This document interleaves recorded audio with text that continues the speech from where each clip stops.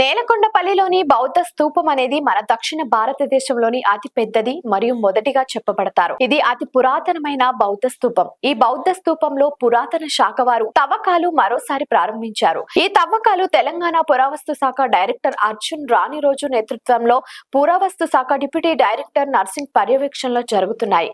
ఈ తవ్వకాలు 3 నెలల పాటు జరగనున్నాయి. బౌద్ధ స్తూపం చుట్టూ ఉన్న విహార కాంప్లెక్స్, మఠ నిర్మాణాలు, సాధనా స్థలాలు, ప్రార్థనా గృహాలను శాస్త్రీయంగా వెలికి తీయడం, నేలకొండపల్లి ప్రాంతం బౌద్ధ ధర్మ విస్తరణలో ముఖ్య కేంద్రంగా ఉన్నట్లు అనేక ఆధారాలు సూచిస్తున్నాయి. ఇక్కడ లభించిన శిల్పాలు, బౌద్ధుని బింబాలు మరియు శాసనాలు, ఇటుక నిర్మాణాలు క్రీస్తు పూర్వం 3వ శతాబ్దం నుంచి క్రీస్తు శకం 5వ శతాబ్దానికి మధ్య కాలానికి సంబంధించిందిగా సూచిస్తున్నాయి. గతంలో ఒకసారి ఇక్కడ పురావస్తు శాఖ వారు తవ్వకాలు జరిపి విహార కాంప్లెక్స్, మఠ నిర్మాణాలు, ప్రార్థనా గదులు వెలికితీశారు. కానీ వాతావరణ ప్రభావం వల్ల వాటి రక్షణార్థం శాస్త్రీయ పరిరక్షణ కోసం 1998లో వాటిని మళ్లీ పూడ్చారు. ఇప్పుడు ఈ ప్రాంతంలో తవ్వకాలు జరపడం ద్వారా పాత గదుల నిర్మాణాలు, ఆకృతులు, విస్తీర్ణం, కొత్త ఆధారాలు లభించవచ్చని పురావస్తు శాఖ వారు ఆశాభావం వ్యక్తం చేస్తున్నారు. ఇప్పటి తవ్వకాల్లో మోడ్రన్ సర్వే టెక్నాలజీ గల GPS మ్యాపింగ్, లేజర్ స్కానింగ్ తో పాటు కార్బన్ డేటింగ్ శాంపిల్స్ కూడా సేకరించవచ్చు.